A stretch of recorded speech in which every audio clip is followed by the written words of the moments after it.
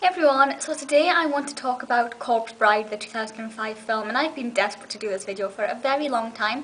A lot of you will know that I am going through this massive obsession with Helena Bonham Carter. Well, I've kind of always been obsessed with Helena, but Helena's films, Johnny Depp and Tim Burton, and I'm kind of aiming to watch one of their films a week if I can get my hands on it, and this week's film was Corpse Bride, and I'll be honest, I had no idea what it was going to be about, and I kind of thought, I don't think this is going to be for me. But I'm going to watch it anyway and find out, and I can truly say that I loved every second of it.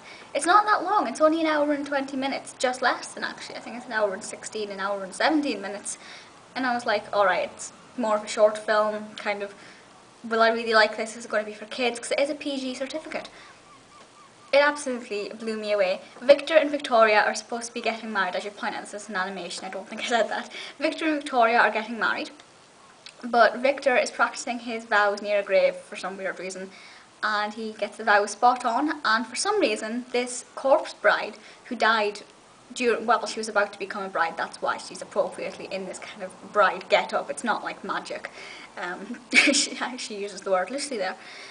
And this corpse bride thinks that Victor has proposed to her and that they are now married.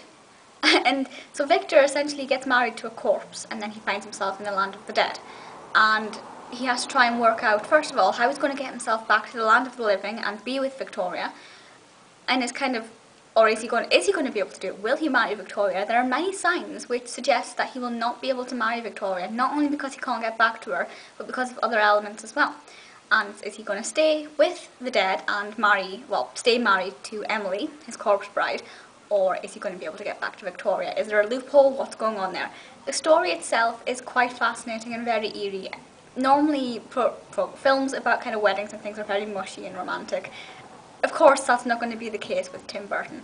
It is quite emotional, and you're kind of torn between Victoria and Emily. Yes, there are emotions for Victor, and you do kind of feel sorry for him, but it really is kind of a case between who do you prefer? Do you want him to marry Victoria, or do you want him to stay married to Emily? And I'm biased, because Emily is voiced by Helena Bonham Carter. I am in favour of Emily, Corpse Bride. But at the same time, Victoria is voiced by Emily Watson, who I absolutely love. So I did kind of think, okay, I should really feel sorry for that character a lot more than I do. Johnny Depp obviously voices Victor. So it is quite emotional. There are a couple of times when I shed a tear or two. I think the first time was when Emily was singing a specific song when she realises that, you know, maybe she can't be with Victor, maybe this new husband of hers has brought so much light into her dead world, can't be with her. There are a couple of songs in this which, to be honest, I didn't expect. It starts with a song, it opens with a song, and I was like, what? Is this a musical? What's going on here? So it's very interesting that they have music incorporated into this. I wouldn't say it's a musical, somebody else may argue, because there's not a great deal of songs and not a lot of the story is told through song. I think there's maybe 4 songs or something like that. Although I do think you can buy the soundtrack CD, so maybe you can argue that it is a musical. But anyway, the plot itself is absolutely brilliant. The quality of the animation is fantastic.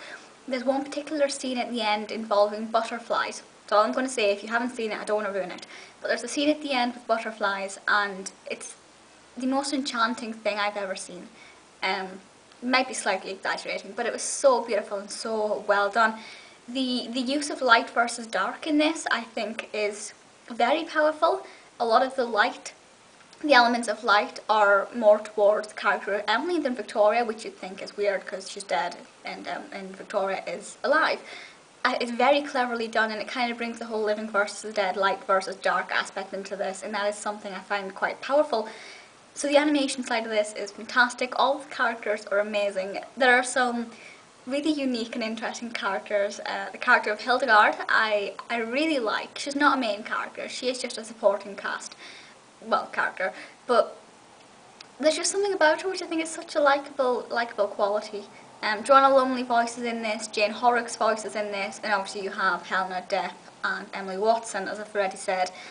Tim Burton has created a masterpiece with this. I'm sure most of you know that. I know a lot of people have seen this. It's been out for 7 years, I think. So it's, you know, a lot of people have seen this, and I know a lot of people have seen this. And I was on eBay looking at the merchandise, just drooling. I want to buy it all. I won't buy any, but I want them. And I think the fact that it's such a likeable film, and the fact that it's PG but it's quite dark, and I think depending on your age, your emotional age, and the way you perceive things, you can get a different thing from it. You know, I think for a child, it's just a quite eerie film. Obviously, the older you are, the more you'll be able to pluck from it in meanings and things, and the more you'll be able to relate to characters and things. Absolutely loved every second of it. Normally I'm not a big fan of animation, especially when it comes to Helena films. I like the visual aspect with Helena, I have to say that. But I love this and I would watch it again and again and again. It's absolutely beautiful. Please feel free to let me know your thoughts on The Corpse Bride, and I'll see you all next time. Bye!